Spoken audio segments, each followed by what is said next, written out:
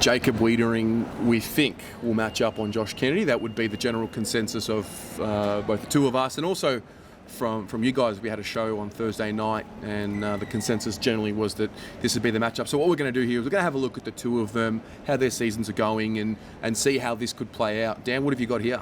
So Kennedy versus Weitering, we've chosen him because we feel that Weitering is going to do a one-on-one job where Darling rotates and roams around the forward line. Probably suits Jones a bit more in that sense. And Jones likes doing that, peeling off his man. He's not a tight defender. Yep. So we look at these are the key matchups, and I think the biggest one for me is if we look at Weitering spoils versus Josh Kennedy's actual physical marks. So this is going to be a key matchup for both of them. You can see that he spoils. Weitering's actually in the top 10 in the comp. Wow. For ability to spoil.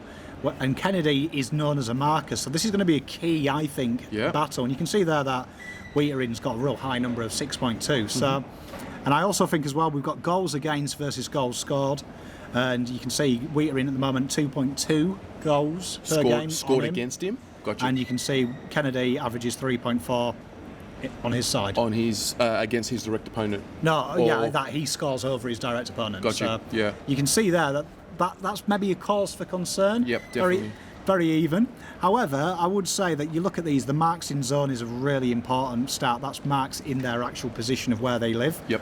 And you can see there, so we get rid of the ones where they could take them up the ground. It's literally where the nooks and cranny are. And you can see that Weitering's got real high numbers. We don't give him credit for how good a defender Weitering is. Yeah. Like for me, we talk about Jones being in All-Australian form, potentially. I don't think Weitering's too far off. Not too far away. Yeah, I mean, I speak about Weitering a lot more for next year. I think, that 2015 crop start entering year 5, and now we start talking about a real sort of leap in form. You've had your apprenticeship in a sense. One thing about Jacob, and we've spoken about it for a few weeks now, he's now added the ability to adjust mid-game. Tex Walker last week, for example, got on top of him a little bit early on. Jacob gave away the 100-metre penalty, for example, and he was able to just adjust mid-game and not get too down on himself. And then really he dominated Tex from thereafter. So that's what I'm kind of looking at here. I think Josh Kennedy is going to have his moments.